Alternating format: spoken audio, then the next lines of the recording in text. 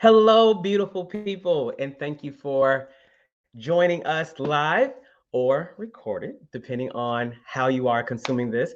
I am your host of Icon Conversations, Asa Leveaux, and if you think this isn't for you, I'm here to tell you. If you're here by now, you're in the right place at the right time for the right reason. Why do I say that? Because I know that my purpose is to remind you of your divinity. Let me say that again in a different way. My whole purpose is, and my whole reason for being, is that I know that I am a divine being sent here to remind you of your divinity. How does that correlate with icon conversations? It correlates because I call you an icon because for the most times you don't allow me to call you a god. And I say yes, and I mean that. Matter of fact, I'm going to say it again because I don't think you have ever considered that possibility. Yes, you don't allow me to call you a God. And so I am here to remind you that you are. But you sometimes think I'm being weird, I'm being precocious, I'm being a little bit insane. So I have to call you an icon. But I like calling you an icon because that's more digestible for you, but that's okay. Because how I see icons are people who are influencing the world in a way that allows their expertise to go beyond their their circle, their community, their culture. They are literally doing the work to do what our mission is at House of Icons, which is to create, position, and monetize their expertise.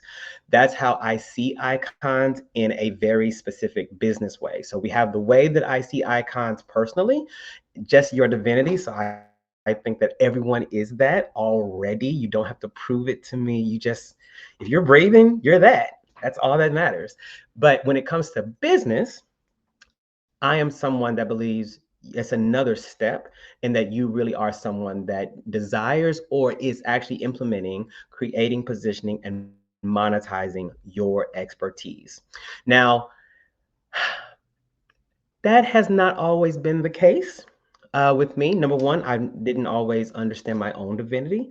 I didn't always see other divinities as a queer, Black, male human growing up in the 80s and 90s in Oklahoma. I definitely was not always reminded of my own. And so, therefore, I didn't even have the tools to see it in others at all times. And I'm here to tell you, as that same individual, because I mean, we're all just seven with better stuff. At the end of the day, we're all 7 years old with better stuff and more experiences. So, as that same little Black queer human from Oklahoma, I'm here to tell you that I can now see you and see you well. And I have someone that is here that can also do that. Someone that has the depth and the breadth and the acumen and the expertise and the experience and the activity and the proof of doing that not only for themselves but for others consistently. And I love that about them. So without further ado, I'm going to introduce to you someone royal, someone absolutely royal, because they are a king among kings. Without further ado, I'd like to introduce to you Evolve Benton. Hello. Thank you. Thank you so much for the invite to be here. And I love this concept of divinity. It really is powerful. And I'm just so thankful for the community that you've built. Thank you. And I don't know if you even realize when you've been seeing House of Icons, Icon Connect, all the icon things I've been doing, if you even knew that that's what I've been saying this whole time, because that sometimes doesn't always correlate to people. And I take ownership of that. Yeah. You know what? I don't think so, but one of my favorite songs is Icon by Jaden Smith. I don't know if you ever heard Same, that, but he same. No, that's so when same. I That's like first seen I use that sound in my background in my stories. exactly. So when I first seen your brand, that's immediately what I went to. And I love that song. And I just love that concept of him talking about being an icon living, right? Because oftentimes when we talk about that, someone's already gone. like their ancestors. So I love the idea of giving us flowers while we're still here. Most definitely, because we deserve all of them. So, without further ado, let's get into a little bit to learn more about Evolve. So, let's go back some years. And let's say that we are looking into a room and little Evolve is there, 7 year Evolve. When we're looking at them, what is their biggest aspiration at that time? This is such a good question to start off with. So 7-year-old Evolve. Well, number one, I'm from Los Angeles, so I probably Okay. was baking. I always tell people Los Oh, Angeles is one of the hottest places probably in the world. It's very warm, but we don't have an infrastructure where we actually have an air condition. So one of right. my jokes with my wife, because she's from the East Coast, is like she could do the cold and I could do the heat. Like I could really sit in a hot environment. I don't need no air. Throw on the fan. I'm good because I grew up in that. So I'm probably somewhere baking at my granny's house, and probably aspiring to be a caretaker, to be honest. Like everyone in my Hmm. family was like nurses or caretakers for the elderly. So it's something that I did during that time that I really enjoyed, being around like older people, like elders, grandmothers, grandpas. So I probably was aspiring to be a caretaker. I remember wanting to be a nurse, but then realizing that they had to interfere with blood. And even though I like scary movies, I do not like gross stuff. I don't like blood. I don't like none of that. So I was Okay. aspiring to serve, which is, what I get to do every day with my clients, but in a different way by seeing those amazing Black women be in the active service at that time. So you've always had this calling to serve. And I'm always interested when people tell me that because now we're going to fast forward to you now. Mhm. Do you feel as someone who desires to serve, has a call to serve, a mission to serve, when was the last time you felt served? That's a great. Oh, these are really good questions. I always tell my clients this, and I think it's important. I am a person who believes in personal development. So I'm a coach who's being coached. So I invest in coaches. And the last time I felt served was actually yesterday. I interviewed one of my coaches for my podcast, and he stayed on with me over time. And then even after that, he was like, we don't get a lot of one-on-one time together, but what questions do you have? How can I support you? And I just felt like this man is busy. I know how it feels to like be coaching other people, like be at your time. This is the end of his day. I had just seen him deliver a presentation earlier in the day, but he still sat there and allowed me to get like 3 or 4 questions in. And a lot of it was about like work life balance. It wasn't even about the strategies that he's teaching. It was really about this concept of full time freedom and what does freedom mean for us. And it was just powerful. I just felt like, wow, he's sitting here and giving me extra time. So anytime someone gives me their most valuable resource, which people think that's money, for me, it's time. I feel like folks are in the active service. And I've had to set up a lot of boundaries with having that type of acumen. You can't serve everybody because sometimes people ain't ready to be served, number one. And also, number two, there's quality to it. Everyone doesn't deserve that active service, right? So that's why we got applications and processes and things in the business, mainly because I need to protect myself. Because I always tell people, whether I'm on the phone with you or in the elevator, if you ask me a question, I'm gonna give you the answer. I'm not a gatekeeper. I'm not thinking, oh, this person didn't pay me. I'm not gonna tell them. So I got to set boundaries around myself to make sure things happen, in the best way possible. So I love that. And I already have, based on your response already, I have like 4 questions already. Even though I have notes, everyone, I came prepared, but still, I have questions. Okay, so the first thing I would like to know, if you so choose, I'm all about, I am somebody in the business transformation space for the last decade that believes in saying people's names. I Yeah. learned the power of that by watching Oprah's Legends Ball, and there's a poem by Pearl Cleage, and it says, "We say your names." And I love that because I didn't get here alone. There are so many people, mostly women, that have allowed me to be where I am today. Women like Lisa Nichols, April Franks, Allison Bird, Dr. Venus Oprah Reese, Sandra Yancey. Like I can go on and on as far as the names, Shamika Tankerson, that have supported me in this journey. You said you were talking to a coach just, yesterday. Would you like to share your coach's name?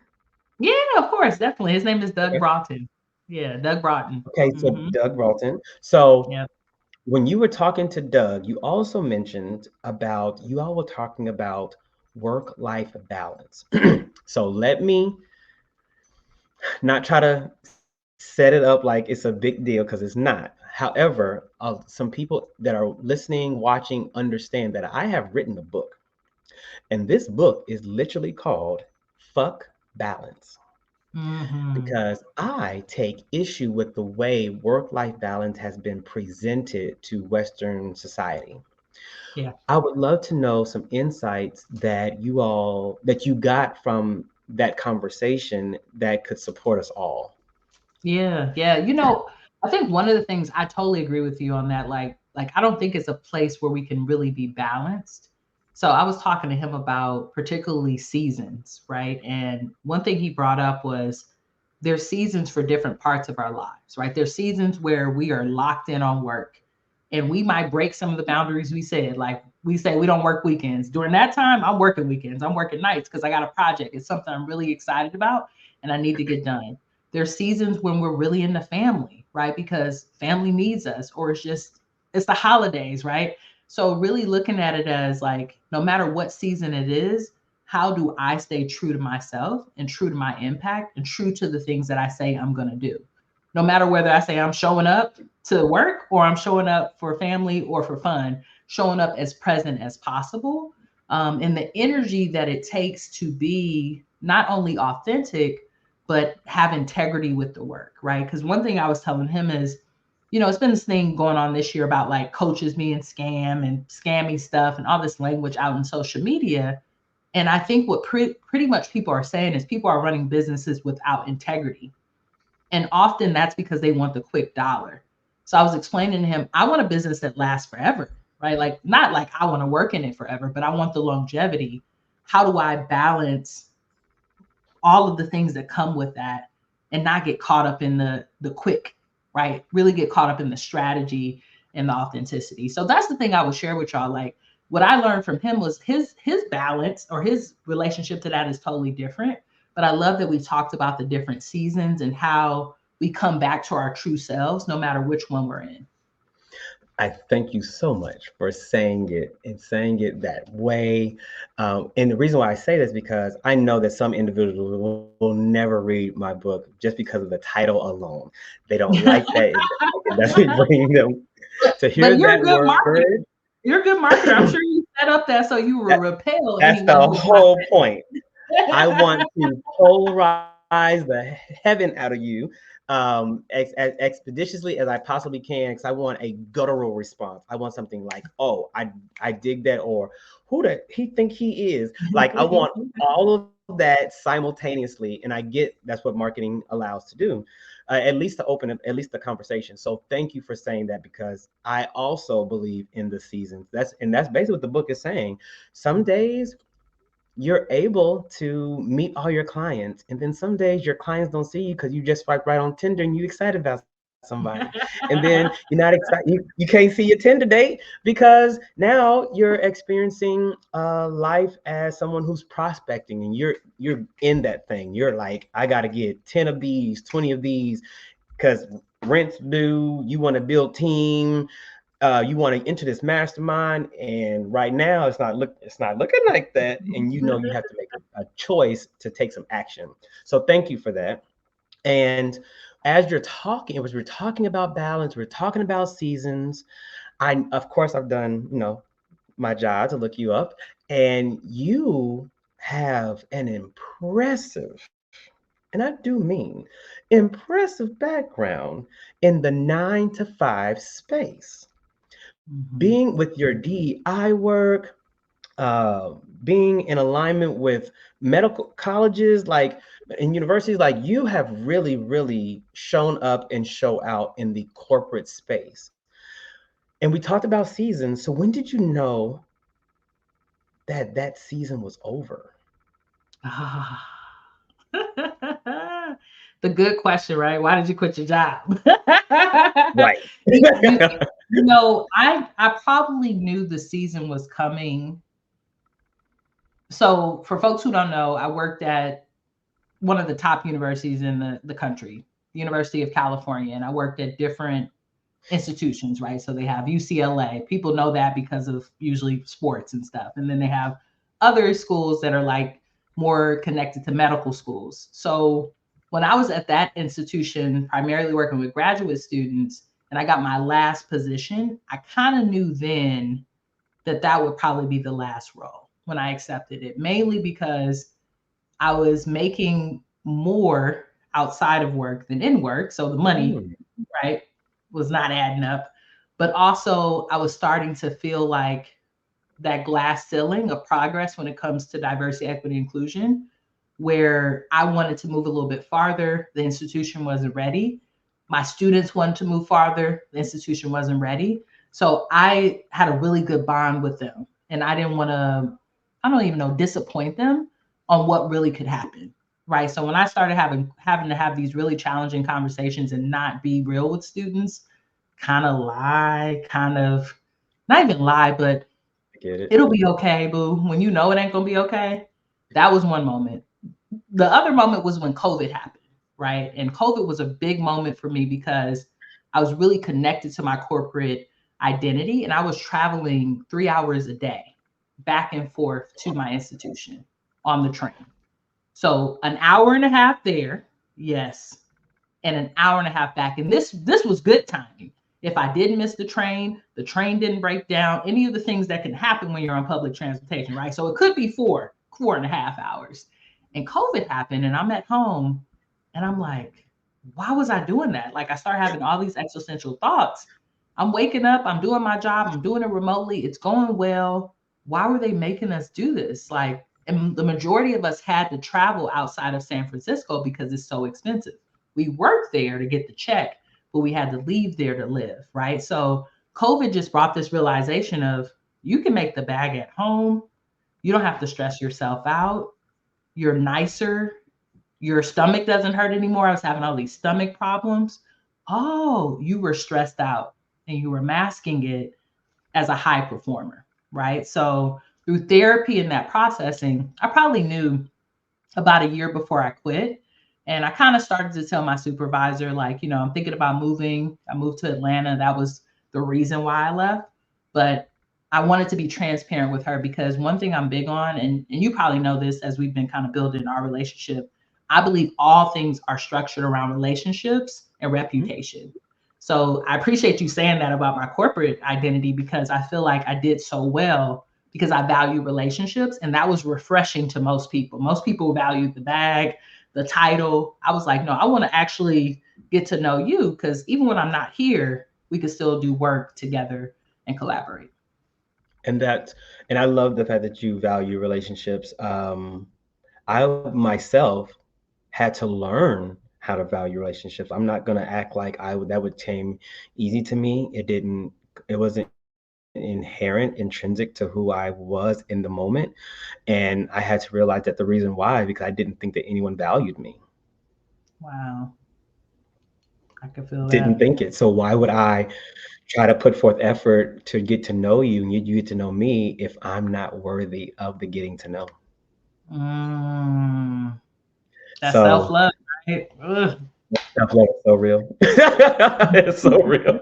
So for people who knew you then, in the DEI space, and they're like, well, I saw Evolve, and Evolve is all about corporate speaking now and getting paid and all that, and they don't even care about DEI. What do you say to that? I could never care about not care about DEI. Like, I think that response would be hilarious to me. Like my track record shows it. My the awards show it. But if anything, my identity and my life shows it, right? So I do care about the work, but I also think that our value needs to increase, right? And I started doing a lot of research during COVID around corporate speakers and who was getting paid the most. And I did not see any of the people who were the people I admired, the people who were working hard, who were black and brown. I didn't see none of them on the list. So one of my goals is like, we need to be on those lists. We need to be that because we're doing amazing work. We're holding up most of these institutions. Why aren't we being valued? So sometimes people are caught up in scarcity. And I could see a person who's caught up in scarcity saying something like that because they think that because a person is paid well, it means that they don't care. But imagine a world where both can be included in the same place. Isn't that beautiful? I work hard and you actually compensate me for it. Damn. I love that you say imagine. Imagine is one of my all-time favorite words. And I do mean that, one of my all-time favorite words. It's even the first step in the framework in our business, whether it's Icon Connect or House of Icons, in something we call the Icon Method. And I was listening to a prior podcast that you've done, and you talk about framework. And where did that knowing about framework, because I do know this. I do know that you enact framework when you're working with clients and you're speaking, like you have a methodology. Where did that come from? Did it come from just watching? Did it come because you were like, you know what? I've been doing this in the corporate space. I need to do this for myself. Did it come as a result of being coached? Yeah, where did that come from? You know, I believe that it came from just being in education, right? So being educated, one, right? Going to college, you were indoctrinated. I went to a historically Black college. I remember we had a first year class that was all about the history of New Orleans in our college, right? Like you Oh need my to know God. every Black person that went here and why they successful and all this and that. Kind of felt a little bit like hazing. No offense, Dillard University, but I'm just saying, like, right, like that was a framework, right? If we didn't have that type of onboarding, I don't think I would have respected the institution in the same ways that I did. So one, being in education places where people valued it, and then working in the educational system, everything is about curriculum framework, and that's what they base their success off of. So definitely getting it from corporate. I've seen some coaches that have really strong frameworks that I've worked with, and some that I'm like, I can't believe you made $1 million with this shoestring. So it just depends on the coach and how they roll. But for me, organizationally, I want to know the client's journey, the customer's journey.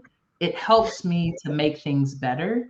And I think that I'm just always activated about like what's the quickest way to the bag? What's the quickest way to success so that people can see it? Because I don't know if you see this with your clients, a lot of the work in the beginning is the belief. And if they can believe that they can do it, it's almost like, well, you don't even need me no more. Like you outside, you are doing so good.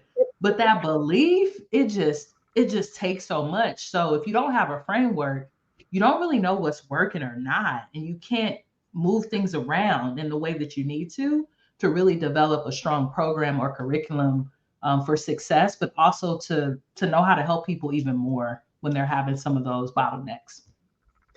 Okay, so I have to interrupt this whole conversation and say it is so refreshing to talk to someone who's smart.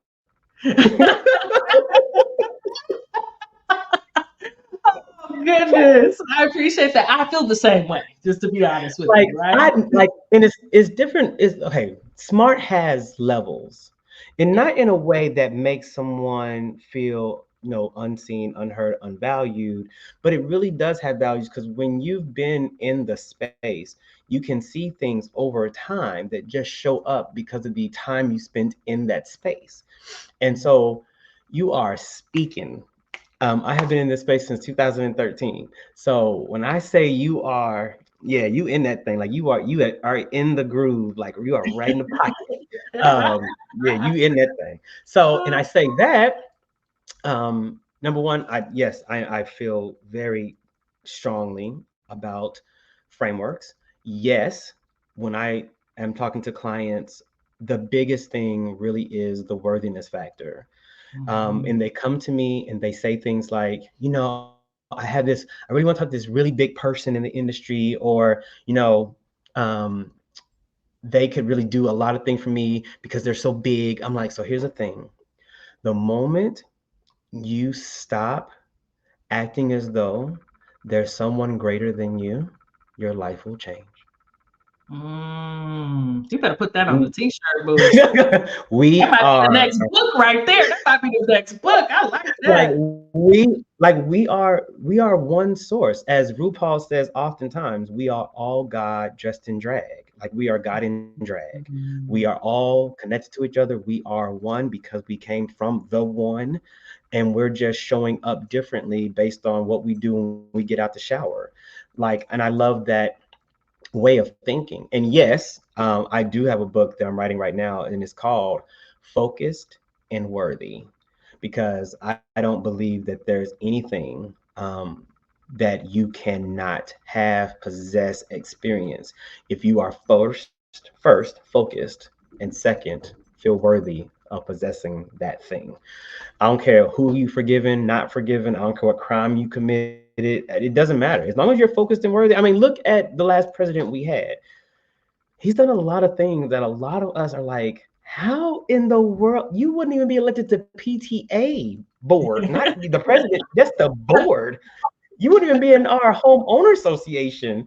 But here you are, the president, and the Supreme Court just said you can be president again. he But what about manifested. it? He is focused and he Yeah, feels worthy. big That's time. nothing else. Nothing else. So as I get back to it, because that's my little thing. Um, I love the fact that you, in your work, you support people in monetizing their expertise with digital products.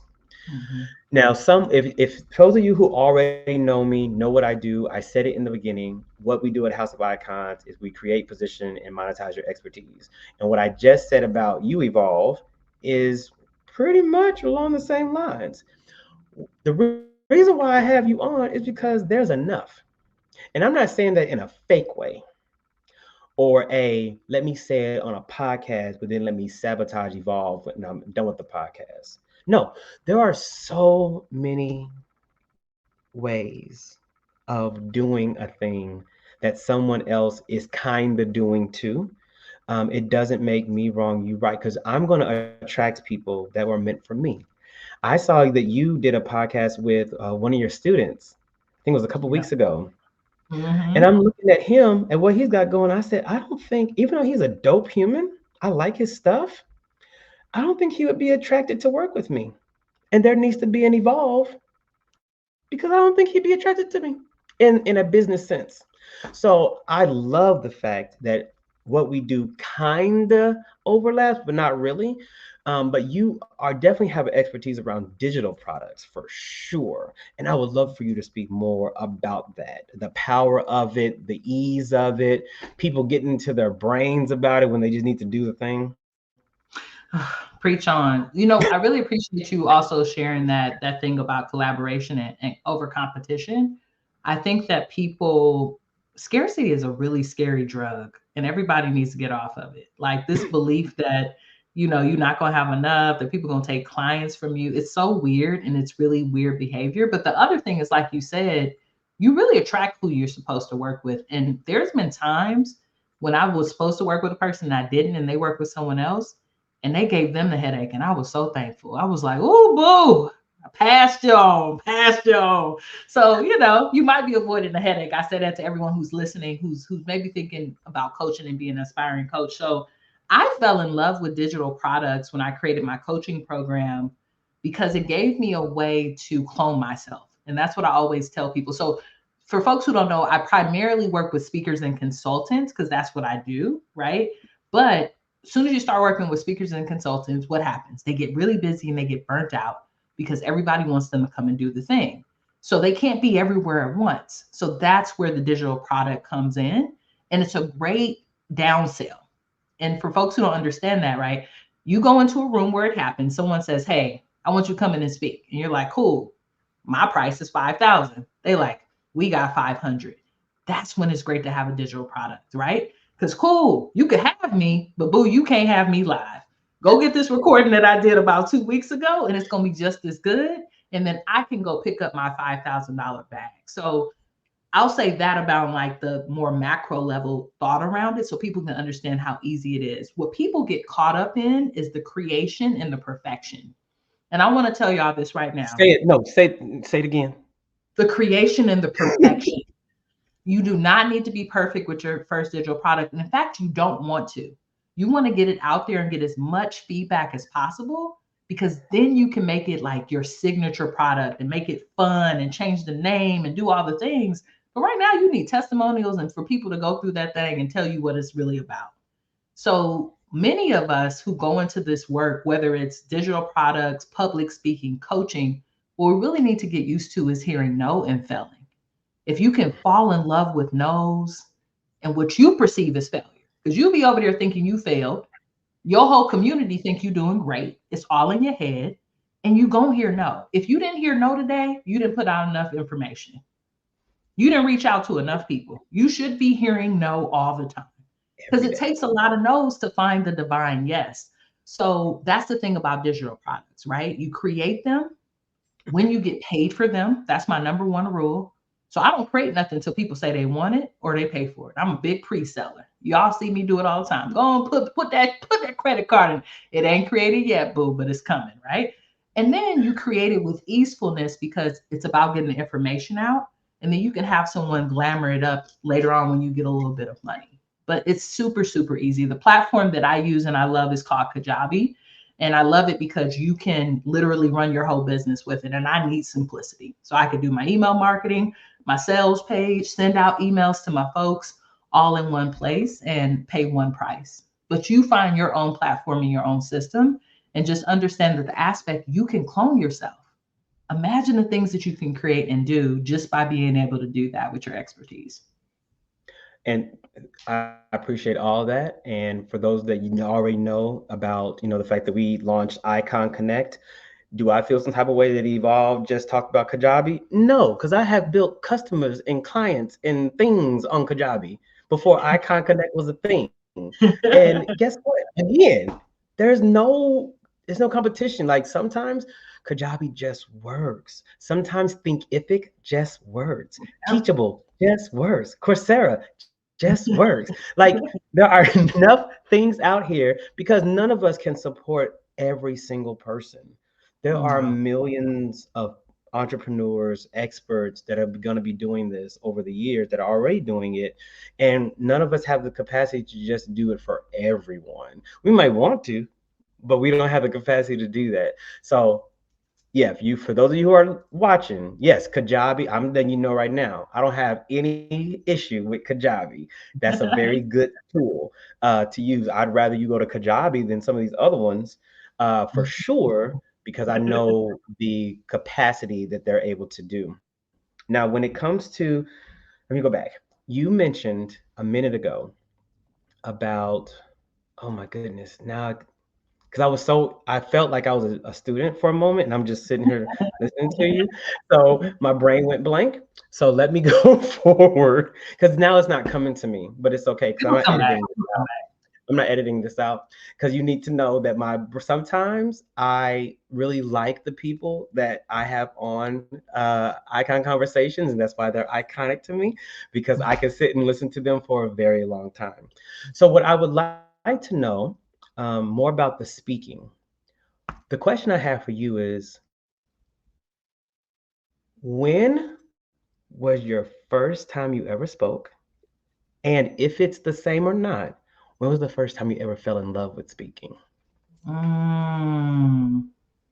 I'm a poet, right? So I have been speaking in poetry all through like high school and college, but that was different. And I love poetry, but it's usually a past version of yourself. And I want all my artists to think about that, right? Like you create a poem today and you could probably say it for the next 5 years. That's not the same version of you, right? So it's almost like a mask. It's more performative. But I fell in love with speaking when I got out of graduate school and then got my first job working with foster care youth, mainly LGBT youth in North Hills, California. And I got to see how telling these young people about who I was as a Black queer person, like they would just light up in excitement to hear about like community and drag shows and just all the things that they felt like were cryptic. It was almost like I was like passing over gold to them. And just to see them so enlightened and enjoy, and sometimes even in pain because they were navigating things with their parents around their own gender identity, that's really when I fell in love with like the way that what we communicate can change the world. And I didn't realize that that had happened to me as a young person until I started working with young people. And I was like, oh, I remember having a coach who spoken to me when I didn't believe in myself. I remember having this teacher who had this moment. And that's when I realized like speaking is an actual gift. Like how many conversations have we all had that might have stopped us from doing something stupid that could have ended our lives, or that pivoted us in a direction to not only be successful, but just more connected to our true well-being and our divinity, like you talk about, right? So that's when I fell in love with it with the young people. And now I just enjoy being in energy and in space with people and holding space, but I don't enjoy sometimes the fakeness that people feel like they have to do around the stage, and the fakeness that Talk people feel like more about that. The fakeness. Let's talk about this fakeness. let's just talk about it, right? Like, I think that there's this positionality that happens within professional speaking where people feel like they have to speak like other people. So you'll see someone that says, I love Eric Thomas, I love Les Brown. And you already know what they're going to do. They're going to get on the stage and start screaming at you. I don't need everybody to scream at me, boo. And please Right? don't scream at me. So the value of like using your own natural voice has kind of gone down in the field where people think they have to sound like a person, kind of like musicians, right? You hear one rapper, everybody got to rap that way. So I don't like that. I'm like, I'm gonna be me, I'm gonna be authentic all day. Sometimes it might be a little bit more formal depending on who we're in front of, but it's only because of the contract that I have signed for today, right? But you gonna get me. It might be formal me, it might not be hood me, but you're gonna get hood me when you need to get that as well. So I always say I'm that connection between the hood and the ivory tower, right? And I kind of meet it right in the middle. But I want people to Mhm. understand that you learn how to craft your speech by your voice, not by necessarily listening to other people. When I listen to other speakers, what I'm more listening to is the way that they're using their voice. I'm not trying to use it like them. Does that make sense? I don't want to sound like them, but I'm like, oh, I really appreciate the way that this person is able to get low. That's something I'm working on. Like, when you get more intimate, you get more low and more Oh, so serious and more are you so like using more like pregnant pauses, your tonality exactly. shift into a more relational tone, and Yep. then you even, as Lisa Nichols says, you begin to dip into your story more so that Exactly. You bring so that people in with that, right? Because if yes. you're moving in and leaning in and you're going lower, they're naturally going to listen more because they're like, oh, I can't hear you as much. So now I have to amplify my ears. So I like seeing people use different tones and stuff like, but I'm not looking at it like I got to sound like Lisa Nichols. I'm never going to sound like her. I don't want Right. that. I just want to know the tools and the way you're using it for the audience because that's the most important part of crafting your talk. So let me just say this. For those of you who are watching us, listening to us, and you don't realize right now that Evolve can support you in your next. I don't know what else to tell you. No, the podcast is not done yet, but I'm just going to. This person done told us about them having a servant heart, a serving desire. They've been a badass in corporate America, like in the DI space. Like they actually know what they're talking about when it comes to framework and positioning and selling and digital products. Like, and you are still here, not in the show notes, trying to book a call with them. Like, I don't get it. I just, I am underwhelmed by your inability to take action. That's what I'm going to say right now. So back to this. Gosh, y'all go and click So, the link in the bio for real though, because I would love like, to be able to get on calls with folks. But the other thing I'm going to gift people, right, while we're talking about is we have a new community called the Speaking for Profit Circle. There's a new course in there about crafting your signature talk and how to position that to get paid, right? And it's free. So I'm gonna give that to your community for the free. I'll give you the link and people can join that because I know this gonna go viral because you got icons listening and no matter if I can get on a call or not, you can always join that amazing community. so I appreciate that. I definitely appreciate that you offer that at a no cost training. let me say this, because this wasn't, I didn't know that Evolve was going to offer that. So the story that I have about being able to access training that Evolve is offering for at no cost. Please know that the way I had to go get that information, I had to take a trip to San Diego from Oklahoma City. And at that time, financially, things weren't going well at all. When I say financially, things weren't going well, I'm not talking about like in business, like you just paid staff, 5 grand, you invest into a mastermind, you invest it into tools, and you're just waiting for invoices. No, there was no money, and I didn't know where money was coming. So I took my black 1998 Mustang from Oklahoma City to San Diego. Didn't even have enough money to stay at a hotel, so I drove the whole 18 hours straight through. Got to the speaking conference and couldn't even afford early check-in, so I slept in the parking lot of a hostel. And then when they opened, I asked, could I keep my bags in their closet and could I use their restroom, where I then transformed into a beautiful professional being who was worthy enough to sit in the VIP section of that conference, where I understood what a signature talk was and the components of it. So rather than having to trek across country, rather than having to have a story that does not serve you like I had to go through, why don't you just do the easy thing and just join the community Join and the go to community, the get the course, y'all. Get the course, y'all. Because this is the thing. One, we all do those type of things. I've done them too. I got a story or two to tell you. I'll tell you offline. Ooh, I know. Stayed some rough places. Greyhound used to Mhm. be my best friend. Let's just put it that way. But Same. we don't have to do that no more, y'all. There's people giving so much knowledge. And the reason, I'm gonna be transparent, because people are like, why are you doing this for free? We know how much your coaching costs. I have a goal. I want to influx the industry with as many of us as possible. And I know all of y'all not ready for coaching. All of y'all not ready for this heat. So why don't we get over there, get the mindset shift, get the craft in your talk, secure a couple of opportunities. And then when you come to me, you're not only ready, you're confident. And that's the people I love working with. I love it when you're confident enough to know that you need help, to know that you need to invest in it, and you don't have no hiccup on your mindset, right? So it's going to be powerful. We got a bunch of dope folks in the community too. I'm really surprised at people who are like joining. Like I didn't think some people would join it. So you also will have those folks in there to be able to be motivated by. We have a leaderboard in there, and I'm gonna give out some awards every month because I want to gamify this. I want us to compete, but I also want you to know the power of collaboration. And I love working with people. You know what I mean? But the higher level coaching is for folks who are ready. So honestly, you got to be in here to even get access to that. That's kind of the standard that I have right now. And can you say that community name one more time for those that are listening and ready to take action now? Yes, it's called the Speaking for Profit Circle, and it's on School, the platform School, which I love to death. It's something I recently started using. Shouts out to Sam Ovens, right? I think that's his name. He's the CEO and founder of it. But yeah, it's called Speaking for Profit Circle, and I'll give it so we can put it in the show notes. But if you go to School, you'll be able to see it. We're one of the only public speaking groups on there. So School is also a Hmm. very platform, y'all. So for folks who are like, I have a niche. I want to go see how many people. You might be the only two or three there.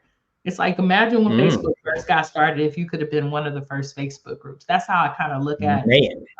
spaces when they're first getting started. So for anyone who has a business, I think get started on School, build your own community, and don't charge people first. Like do it for free, y'all. Do it for free Mhm. for the first few people. Get to know the platform, and then you can always charge. That's the great thing about it. You can start off free and you can charge. And the Speaking for Profit Circle will not always be free, y'all. I'm letting y'all know that right now. But for y'all, it will who are listening to this. That link will always be free, but access to it will not always be that way. So y'all already heard that Evolve is getting coached. Don't you think that that coach is like, so how many people in that community? All right, so it's time to monetize that thing. So don't Yep. even act like don't even act like they just gonna leave it open for forever and always, amen, at no cost. Because so get in it now, ASAP. So Evolve, one of the last questions I have as we begin to wrap up is, in the icon method, our very last step in our framework is called nourish. And I would love to know how in the world, with you having a wife, with you still being involved with DEI, with you being a speaker, with you doing spoken word, with you being a filmmaker. Oh, if y'all didn't know, they have a documentary called Boy. Am I right? Yeah, the boy doc. Yep. Right? Yeah, Right. you really did Boy do your doc. homework. I love it. I love it. I I ain't love it. playing. If you come to me, I got you. I'm not gonna like sleep on. I don't sleep on nobody. So, and you have that. Um, you're growing your business. You're being coached. You are a coach to others. Like that is. And sometimes we, as business owners, entrepreneurs, change makers, creators, just divine beings doing divine shit. Like sometimes we don't even realize all that we're doing until someone says it back to us, or someone says, "So what you got going on today?" And you start listening off stuff like, "How am I alive doing all this?" Like it was cool before you asked me. Now you didn't ask me. Now I'm like, I don't know how I'm managing. So how are you giving in all of those spaces while still nourishing Evolve? That's a great question. Boundaries. Like I found boundaries are my key to nourishment. So I have to turn it off. I did my 23andMe, y'all, recently, and I got Mm. Jamaican in my blood. So no wonder I've Oh, always been a husband. Right. So understood. I say that to say I'm a recovering workaholic. Right. So I could work hours and not even know it. So I have to have a turn off, right? One of the things I've really started to do is leave my computer and phone in my office. So when I'm out of here, I'm Mm. really connected to the family, to the things I want to do in the evening, and all of that. The other thing that I'll say about nourishing is CEO days are so important. So I try to put one of those a month on my calendar. And a lot of people think a CEO day is a day to catch up on your KPIs or your metrics and all that bullshit, which I think is important. But for me, it's like a day where I could take off to reflect about how do I feel in my business and how do I feel about what I'm offering. And also maybe go get a mani and pedi and a massage and some other things to take care of my body, because clarity for me comes when I'm relaxed. Clarity does not come when I'm stressed out. And what I have found the last couple of years is I was making a lot of decisions based off of stress and scarcity and not really based off of what was actually happening. So that's super important. And on a daily practice, I try to meditate. I don't always do it. Sometimes I wake up a little later because I'm up late playing video games. People know I'm always talking about playing video games. That's my addiction. But when I do meditate, I know that I'm able to have a little bit more clarity. Another thing I'll share with you, that's my resume, but it's seasons, like we talked about in the beginning of this episode. It's not always active, right? So there's sometimes I'm promoting the documentary because I'm being gay for pay and Pride is here, right? And then there's other times when I'm really focused on like filling my programs and my coaching. And then there's other times when it's time to go and take a month away and go to Europe, which we did last summer. So I really lean into the seasons. When I got to grind, I'm gonna grind. And when it's time to take care of Evolve, it's time to take care of Evolve.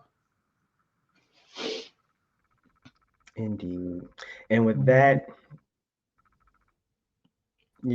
yeah, that's a great place to stop. That's a great place to, yeah. And when it's time to take care of Evolve, it's time to take care of Evolve. And for those of you who are co-creating this episode with us, when it's time to take care of you, just remember it's time to take care of you. Like, don't let that be something that's an elective. Allow that to be a non-negotiable. You taking care of you, because you are the source where all things that you are building and dreaming are coming from. So it's important to take care of the generator, the divine generator, which is you. So Evolve, thank you so very much for showing up, showing out, being intelligent, being smart, being divine, and showing up and not being afraid of your own divinity when it comes to other people. I appreciate you. I acknowledge your journey, not your struggle, your journey. because Yeah. it's a whole lot of stuff. It's not just struggle there. There's some joy there, some smiles there, some dancing there.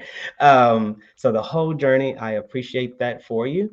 And thank you so much for being you on Icon Mm. Conversations. Thank you so much, family. Thank you for the invite. Thank y'all for listening, especially if you stayed to this point to the end. I really appreciate that. And I can't wait to come back. We might need to put on something together. I could see us collaborating in I'm some down. powerful I'm too ways. down, too down, too down. Well, Thank you thank so you for much. sure. And for those of you who have co-created, thank you for being our third member of this conversation. Remember, as always, I am Asa Leveaux, dreams and radical blessings. Peace.